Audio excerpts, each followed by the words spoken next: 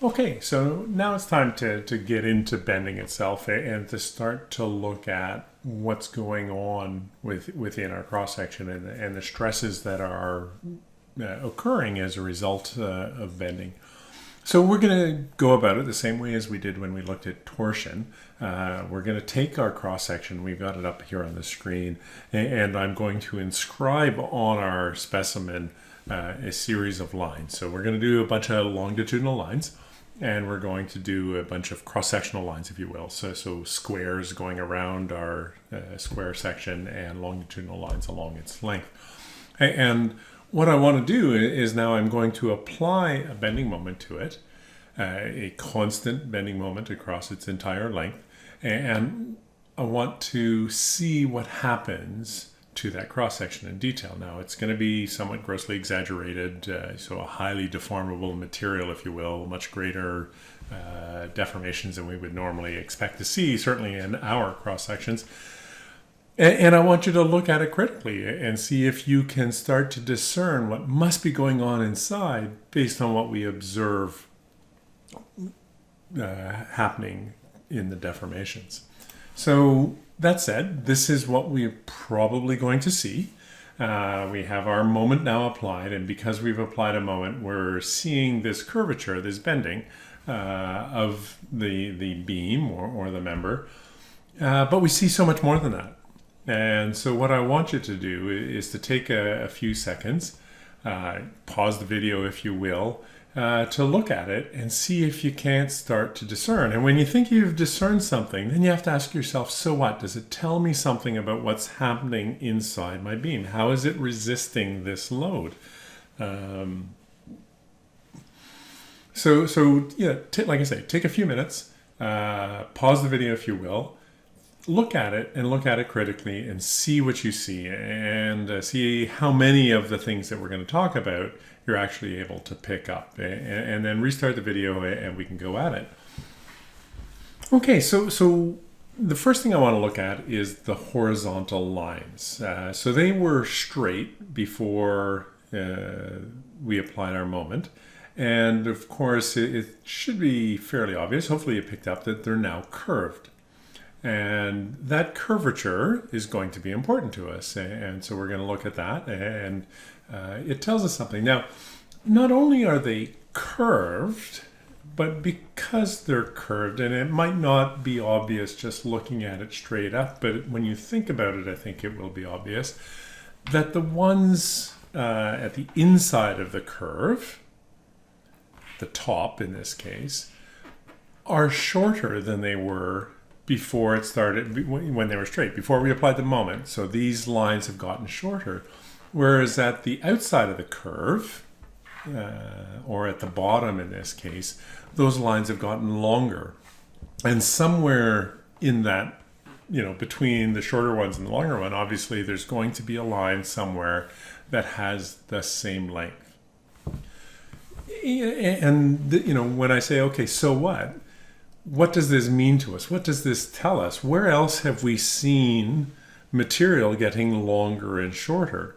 And hopefully you're able to connect that to the concept of normal stresses, where we had our uniaxial bar, and when we put something into compression, it got shorter. When we put it into tension, it got longer.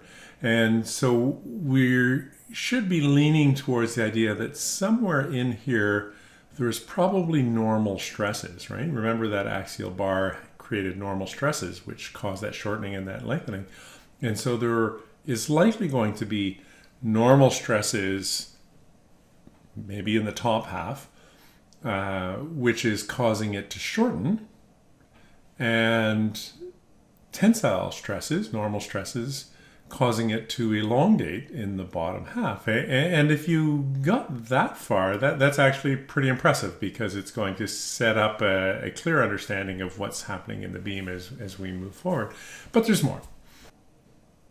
So in conjunction with that, so we've got the idea that we probably have compression in the top and tension in the bottom, shortening of the fibers in the top half, elongation of the fibers in the bottom half, but a transition somewhere in between where they neither get longer nor shorter. And so that sets up the concept that there's going to be a transition plane where it is not under normal stress, where it's going to just stay its normal length.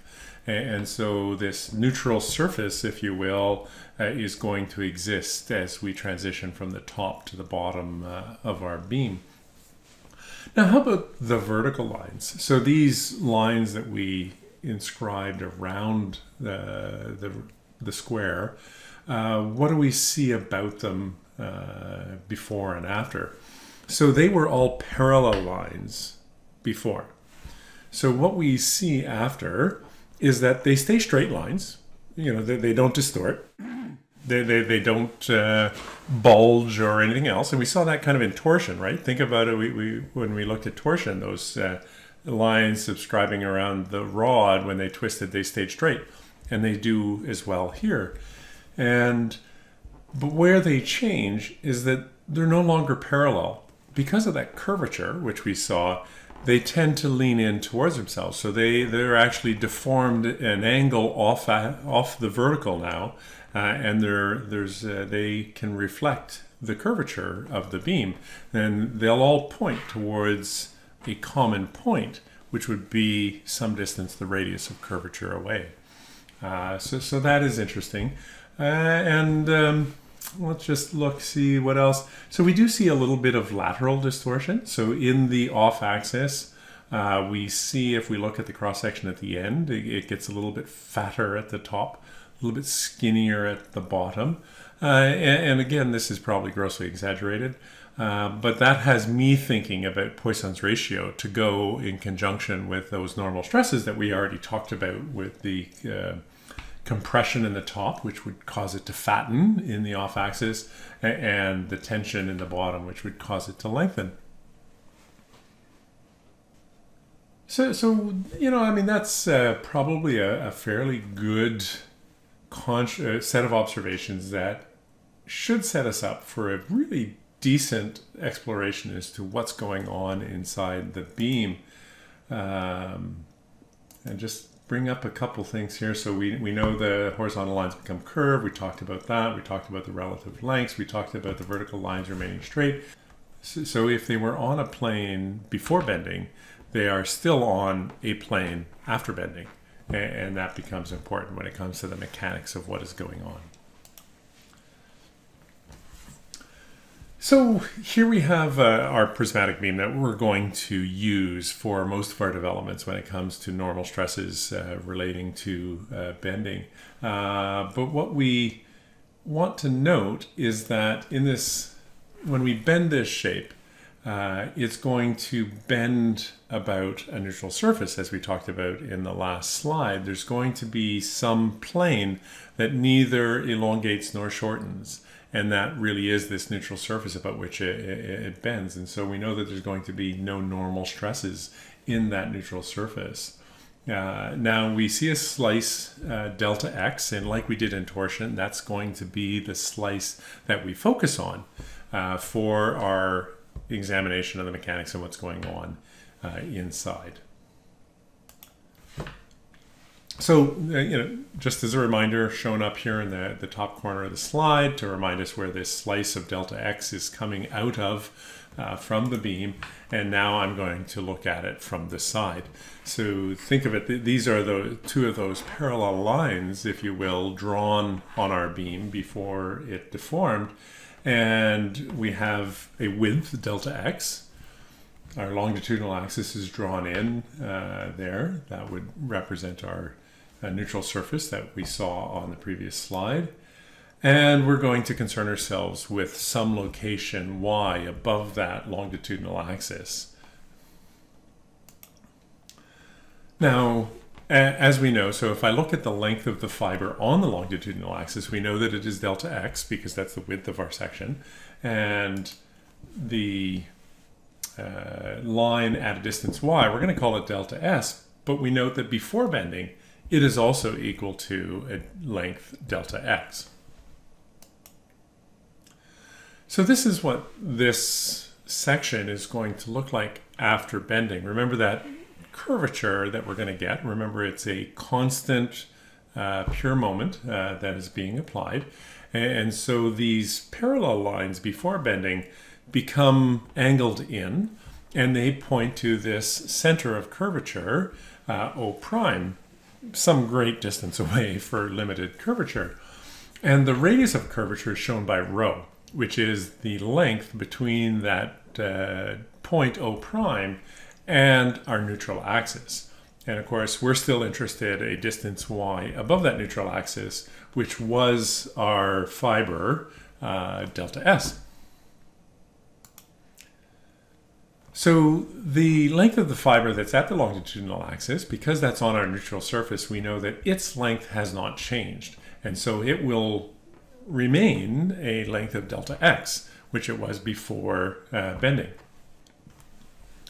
The fiber distance y above that longitudinal axis, however, has changed. And in this case, it has shortened ever so slightly. And so we're going to denote it as delta s prime, or the length of the fiber at s after bending.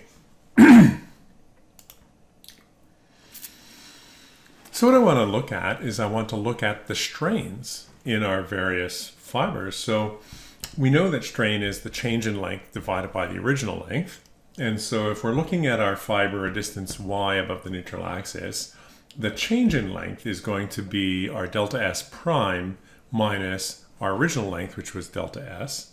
And that would be all divided by its original length, delta s.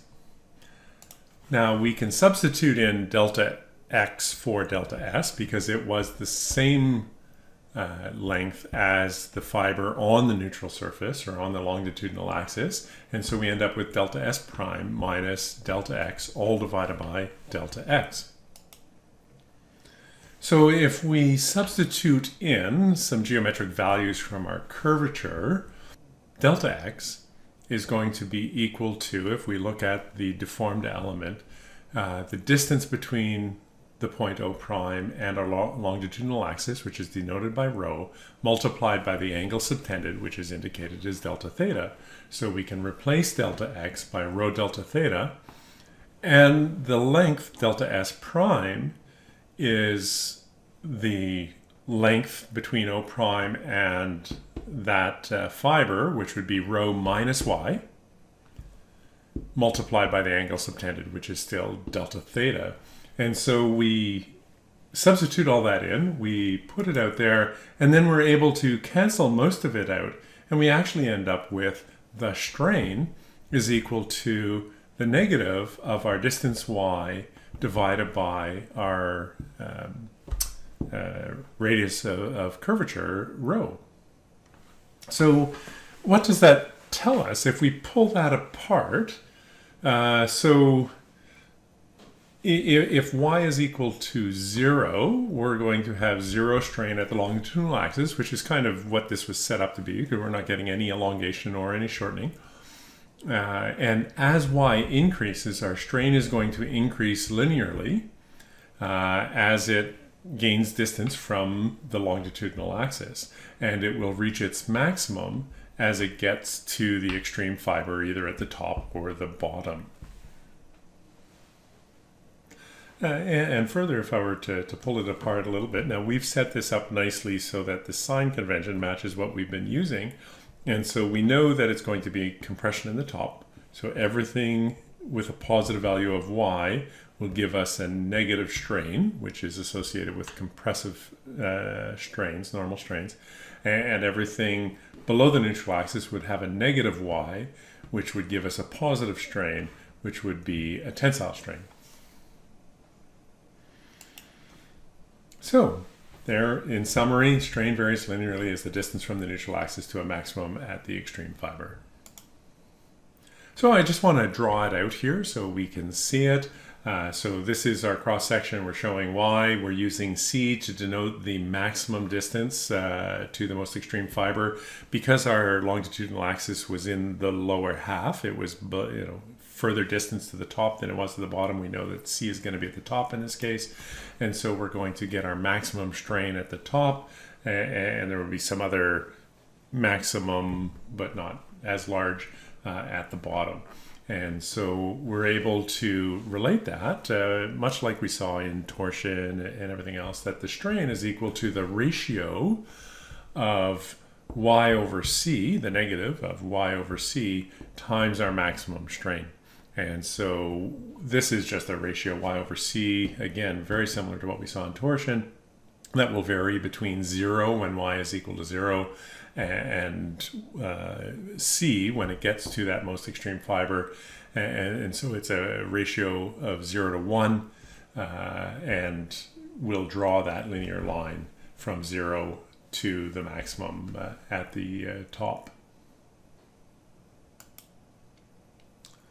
So let's put this on our beams, if you will. So pure bending of beams, we're going to put the strain distribution in the top image, and then what we're going to do is we're going to add a moment and turn that into stress in the bottom image. And so there's our distribution there with sigma epsilon max at the top, as we would expect. And we're going to concern ourselves with the strain at distance y up from the longitudinal axis or the neutral surface. And so what we had before, so this was that ratio y to c, so the negative of the ratio y to c times strain max, and that gives you the strain at any point y from the neutral axis.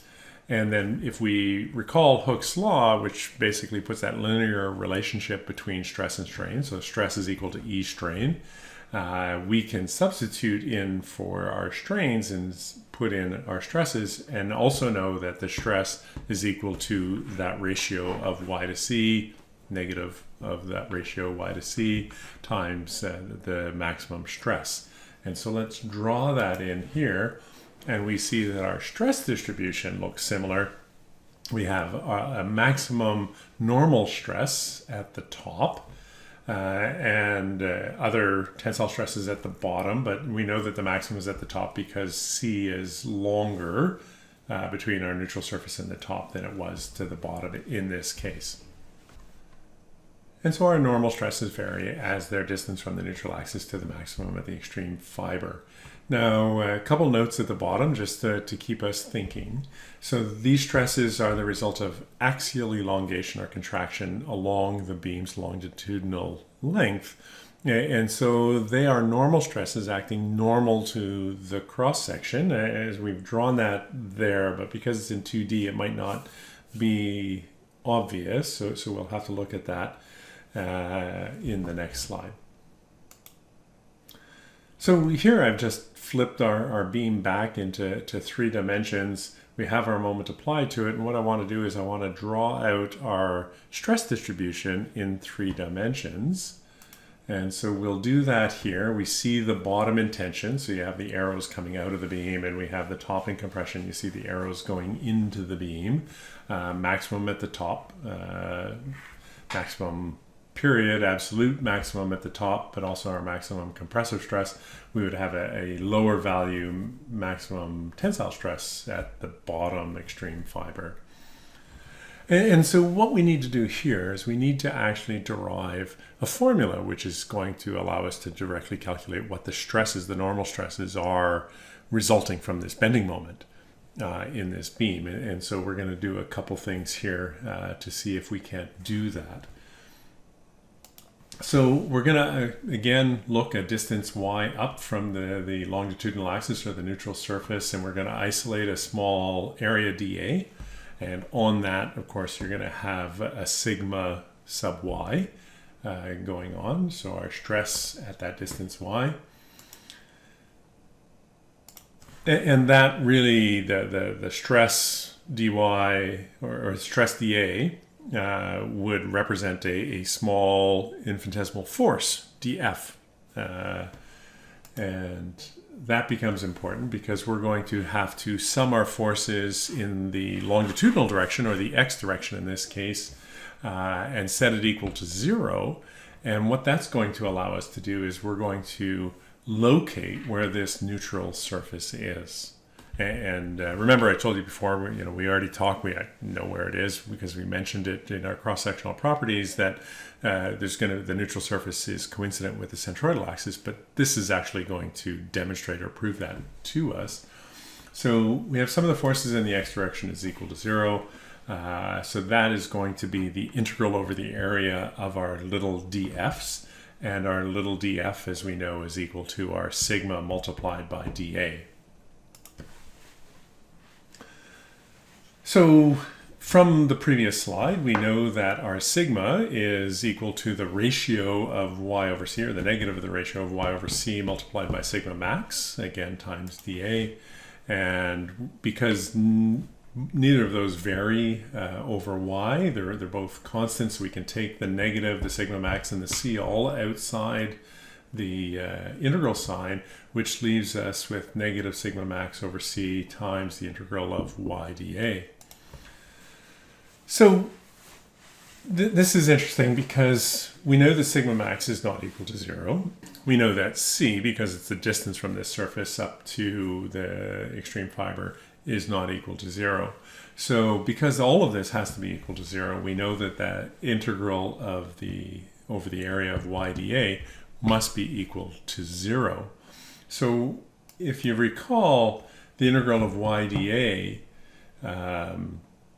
is how we determine the distance from that reference point to the neutral axis. And so if we're doing the integral of y dA about the neutral surface, and we know it must be equal to 0, it's telling us that the distance between that neutral surface and the centroidal axis is equal to 0. And so in this way, we know that our neutral surface will always be coincident with the centroidal axis of the cross-section. And that's a very useful thing for us to know, because we have the skills now, we have the tools to calculate where the centroidal axis is, so we can very quickly identify where the neutral surface is, and thus where the transition from compression and tension and the distance to our extreme fiber and all of those other properties become known to us because we know where the neutral surface is. So the other thing we have to do is we have to do the sum of the moments about our z-axis, because it's bending about that neutral axis, if you will, and it has to be equal to the moment, the internal moment applied at that cross-section. And so we do some of the moments and set it equal to m. And again, so we have our df's, and we know to get a moment you have to multiply the df by its moment arm, or distance y. And so we end up with the integral over the area of y df. Substitute in again sigma dA for our df. Again, take our ratio of y over c times sigma max and replace it in there for sigma. And we get that formula. Take out what is constant, so sigma max over c, we can take that out, and we end up with sigma max over c times the integral of y squared dA. So you've seen y squared dA before, or the integral of y squared dA, and you know that that is the definition for the second moment of area, the moment of inertia. And so we can substitute in I for the integral of y squared dA, and we get our maximum stress, which is occurring at a point C, or y is equal to c, is equal to our moment times c, all divided by our moment of inertia. Now further, we know the ratio of sigma max is to c as sigma is to y. Throw in a negative sign there to match our sign convention, and we're able to modify that formula ever so slightly to say sigma is equal to the negative of the moment times the distance from the neutral axis divided by I. If we're interested in our maximum stress, then we would simply make sure that y is equal to the maximum distance to the extreme fiber, top or bottom, compressive or tensile. This formula becomes the fundamental building block that we use to determine the normal stresses resulting from bending, because it really gives us everything we need to define the normal stresses occurring as a result of the bending moment in our beam. And so sigma equals the negative my over I.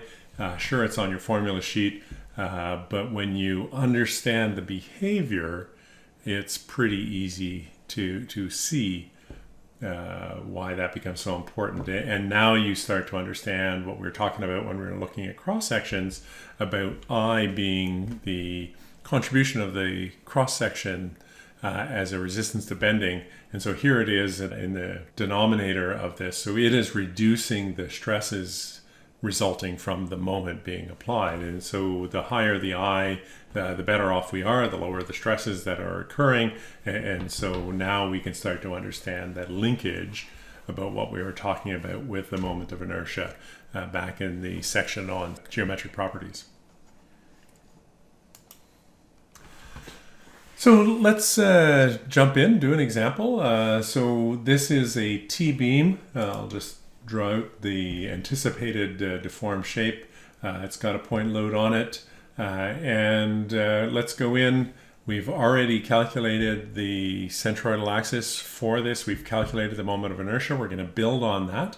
And so this link then is going to ask you to look at the maximum normal stresses resulting from this condition, this bending condition, given that starting point. And so I invite you to do that. Absolutely critical that we take those calculations to the next step. Make sure that you're following at every step why it is we're doing what we're doing so that you can apply it to different problems in the future.